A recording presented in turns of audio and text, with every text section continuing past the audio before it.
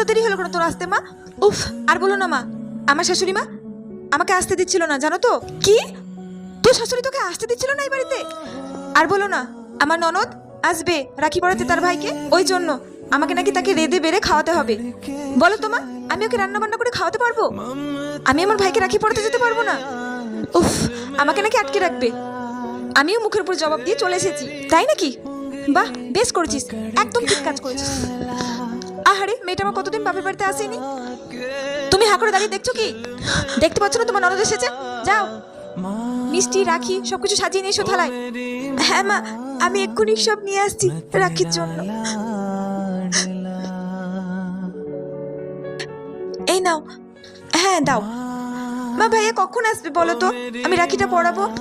হ্যাঁ মানু, তুই একটু বস, খোকা এক্ষুনি অফিস থেকে আসলো বলে, আসার টাইম হয়ে গেছে। আরে বৌদি, তুমি তোমার ভাইকে রাখি পরাতে যাওনি?